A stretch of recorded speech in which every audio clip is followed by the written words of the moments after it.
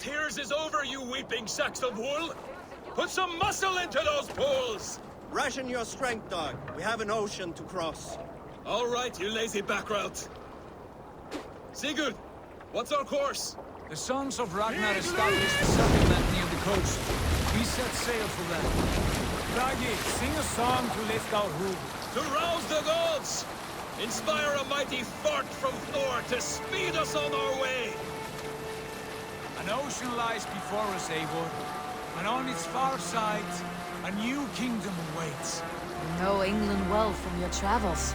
I spent a season in their kingdom of Mercia, a temperate land, lush and wild. By now, the sons of Ragnar will have claimed its heart. Do we mean to join their army? They will join ours. In time, all of England will know of Raven Clan and the glory we brought to that fractured land. So to England! Glory and destiny! To England! To England! For Valhalla!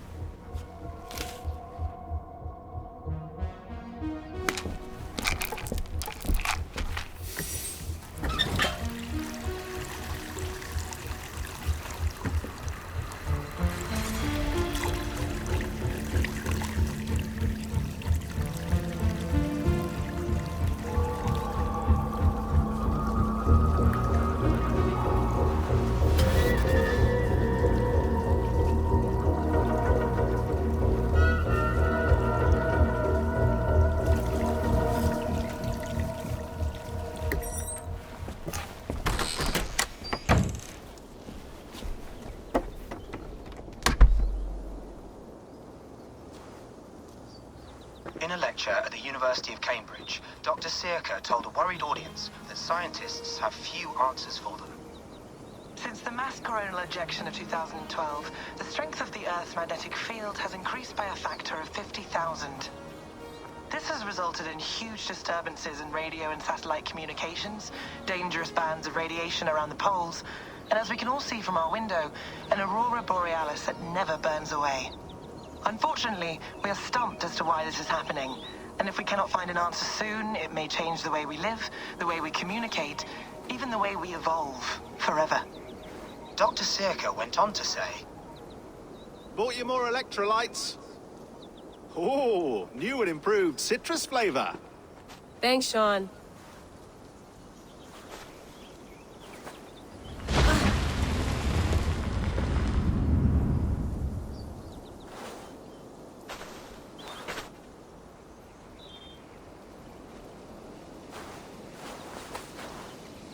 How do we fix this? How are you the key to everything?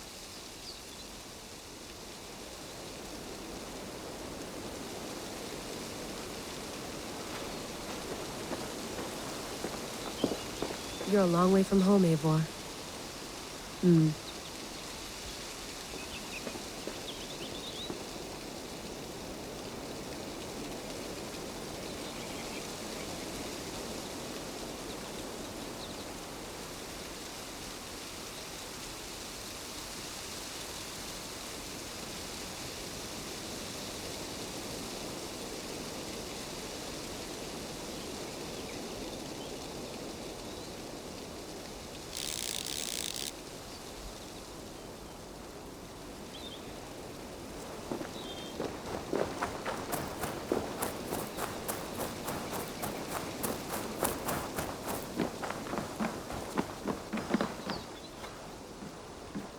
Beautiful. But it's not normal.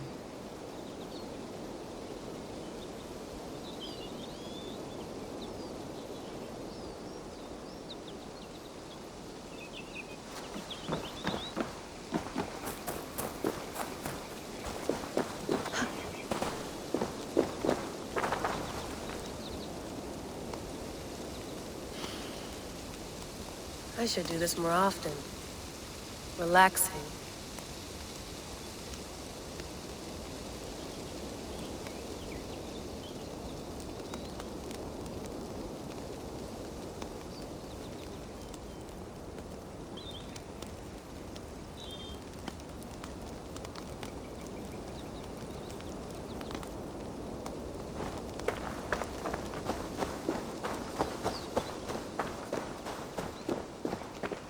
I'm not going anywhere.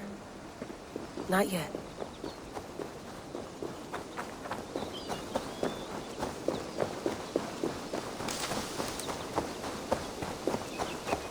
Some quality stuff here.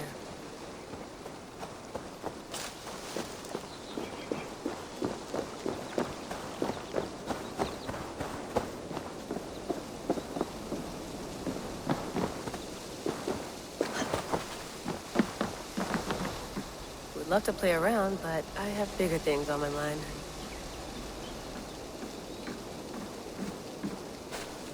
Did you get my tea?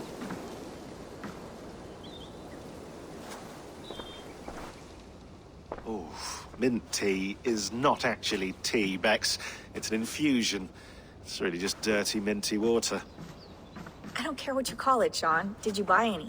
Of course I did, love. Hey, sorry about pulling you out. The generator was sputtering.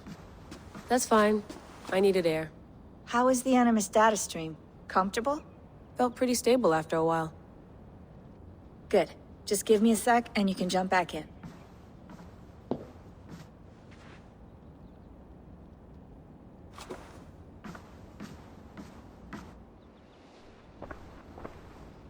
Another satellite came down. Did you see? I did. One of Abstergo's. That's good. Well, most of North America just lost its GPS service, so depends what you mean by good, really. Right. Even when we win, we lose.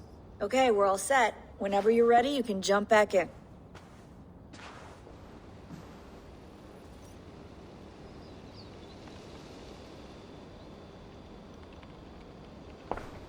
Hello, Layla. Sean, what do you make of the grave out there? Well, it overturns a few hundred years of scholarship about the first Europeans to set foot in North America. Apart from that, it's just a bunch of muddy bones, isn't it? Can we talk about this thing on my neck for a second? Ah, the mood stabilizer. Yes. It's not harmful, is it? I mean, I feel good, but I want to make sure there's no side effects. There shouldn't be. It's only blocking outside signals, a passive effect. So the staff doesn't, you know, mess with you. Sean, what happened last year, I had no control over that. I tried to resist. I understand. And your old team, maybe they don't. But we've seen that sort of thing before. Still, if you want to work with us and get to the bottom of why the world is about to end for the second time in 8 years, then you wear that thing until we say otherwise. William's orders. I know. It's not a problem. It's just a few more weeks, yeah? Just until we figure this out. You're right. I know you're right.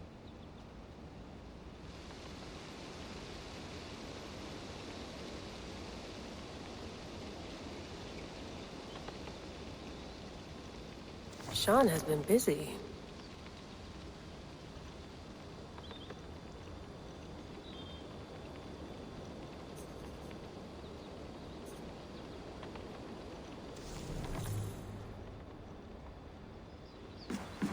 That's quite nice. Soothing. Let's have a look.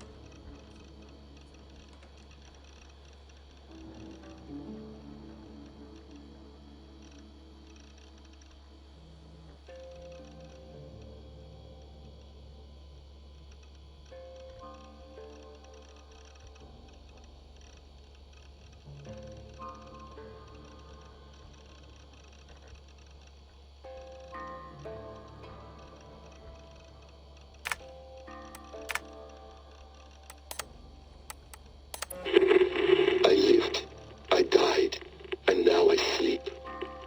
And in my sleep I dream. And in my dreams I see an end to the doom that will grip the earth once again. Find the wolf-kissed.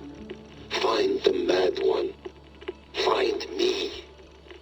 And save us all from another death.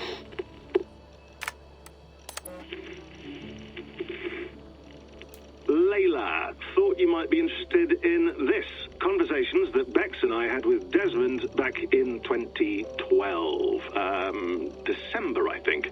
Just, candid talks, that's all. We didn't square any circles or write any beat poetry. But he did have some interesting insights into his time in the Animus and what it means to be an assassin.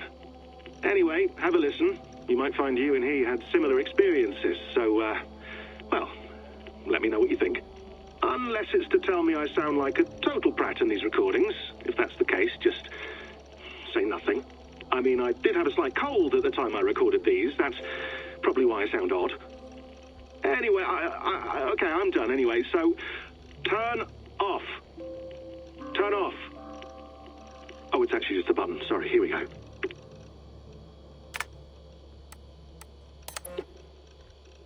No, come on, Sean. Turn that thing off. Oh, hold on. I like what you said there. I want to get this for posterity. Say it again, nice and loud. Seriously? Sure, come on. If nothing else, it'll give me leverage with your old man. Ah, that's your angle. Nice. What I said was, I wish I hadn't been born into the Assassins. I wish I had chosen this life. Is that good enough? Sure, but why is that? Because choice is the central idea of our creed. It underpins everything, right? It's about free will. It's about seeing the evidence before you and saying, yes, this is what I want. Or, no, this isn't for me. But when you're born into a group like this, or any other, like I was, you get mixed signals. You get told over and over again, this is what we believe. These are the rules. This is reality. No deviation. And if you question it, oh, they look at you like you killed a puppy. That's hardly free will. It's a weird irony when free will is your central belief, but nobody wants you to believe otherwise. I don't know how to say it exactly, but I always thought there was something self-destructive about our creed. If free will is the most important moral guidepost we have, we should be free to ignore it. To choose submission, for example. You know what I mean? Like, we should be free to side with the Templars. If it's really my choice, I could do that. Right. It's almost self-refuting. A democracy could democratically elect a dictator or choose to get rid of democracy altogether. Within our creed is the seed of its own destruction. That's what makes it powerful, I think. And fragile. Right. The more freedom you have, the more risky it is, you know? Anyway, my dad has mellowed over the years, but he was strict when we lived on the farm. He ran a tight ship. I never got the impression that I was free to choose my path forward. Our creed, our tenets, they were drilled into my head. By the time I was a teenager, I was following these rules out of a sense of duty. This was just what we did. That happens to a lot of organizations over time. Stagnation sets in, you know? A fundamentalism. Yeah. Following the rules becomes more important than achieving whatever goal you set out for yourself. And people start to lose sight of the reason the rules exist. That's called deontology, or a form of it. Following a rule for its own sake and not for the consequences it has. Yeah, but that feels backwards, doesn't it? Well, I think so. Following a rule is the easy part. Praying, taking a sip of wine, munching on a wafer. Rituals that give comfort. But that's just going through the motions. It makes people feel like they're doing something. When the hard work is, well, actually getting off your ass and doing something productive. I think people just want boundaries. Tight boundaries. They want to see the four walls that pen them in. I don't disagree. Anything outside that, anything that makes life more complex, that's scary. That's why I envy you. You chose this life. You went through that process, and you decided, yes, I believe in this. Sure. It didn't stop me from being an insufferable know-it-all as a teenager, but I see your point. I would have loved to have been a know-it-all. I knew nothing. Not until you guys found me. Yeah. It wasn't until I met you, and Bex, and Lucy, that I knew. I knew I wanted to be an assassin. Oh, thanks, Des. Come here. Bring it in, bud. I don't normally like touching, but I'll make an exception now. I am not hugging you. You sure? Because I smell very nice today. Can you just turn that off?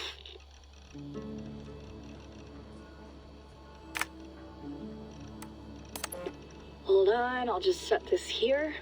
Do you guys record everything we talk about? Not everything, but you've been using the Animus so much, I thought this was a good chance to learn some things about prolonged exposure. So I'm your guinea pig? No, my guinea pigs are all dead. The Animus was too much for them to handle. Cute. Can I ask you about the bleeding effect? Any recent flashes? Any memories resurfacing? Yeah, the usual things. Ghost images of Altair and Ezio a few times a day. Nothing intrusive, just brief moments. They pass quickly, almost without me noticing. Like a figure in the corner of my eye. Or remembering a dream from the night before. I did have one extended hallucination a few days ago. It was Ezio. He was older, around the time he left Cappadocia. He was standing on the deck of a ship, alone. And through him, I could feel an intense regret or guilt. And it felt to me like he'd had a loss of faith in himself, in the creed, like he couldn't keep it up, couldn't stay true to his ideals. And as I watched him, I thought, is this the moment he decided he was done being an assassin? It felt like it. Anyway, most of my visions have been brief, lasting just a few seconds. They're like complete memories of small moments that appear suddenly out of nowhere, fully formed.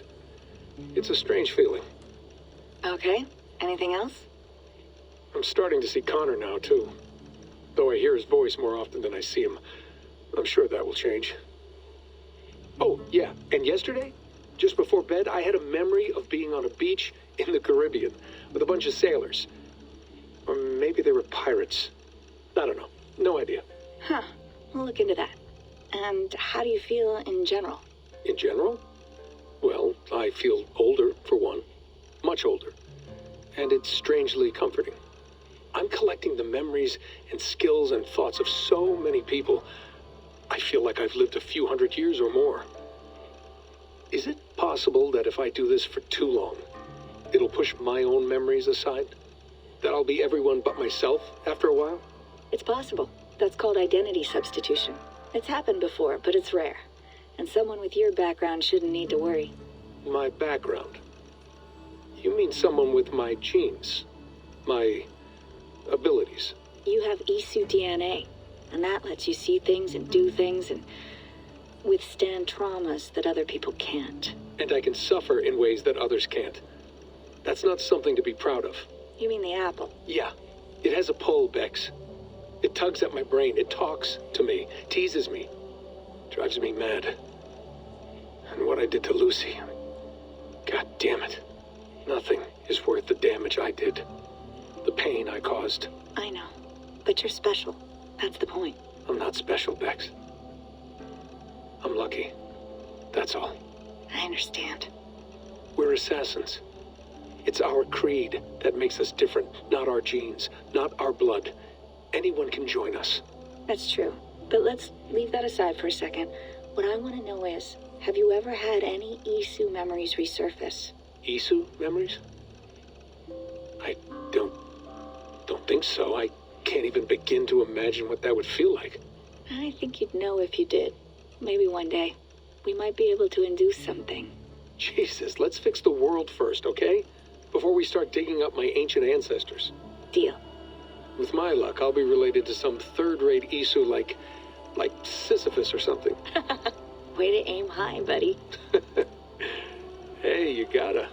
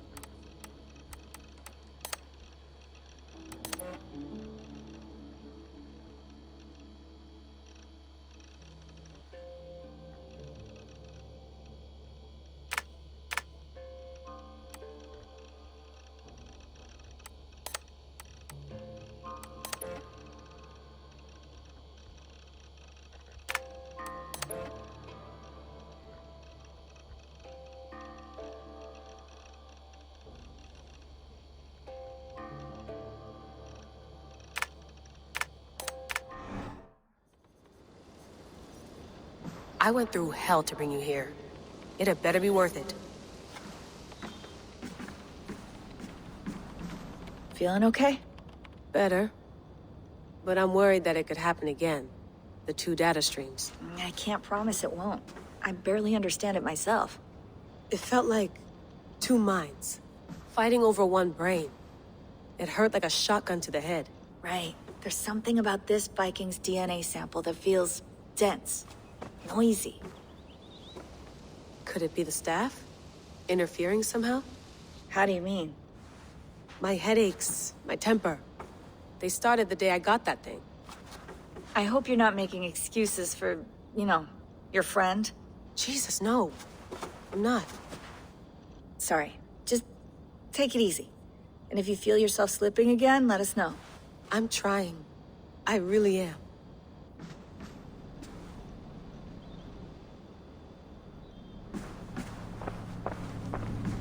Be nice to sleep in a real bed when this is over.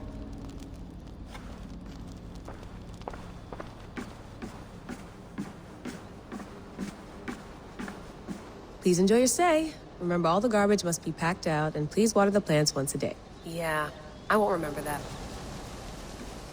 You gonna put this in the fridge, Sean? Of course. In half a minute. Remember, tomatoes go on the counter, not the fridge.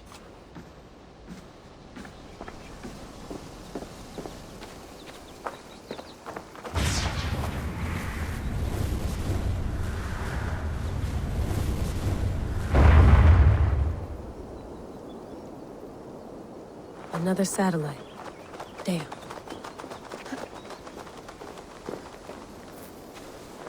Probably bought this in a coffee shop somewhere in Concord.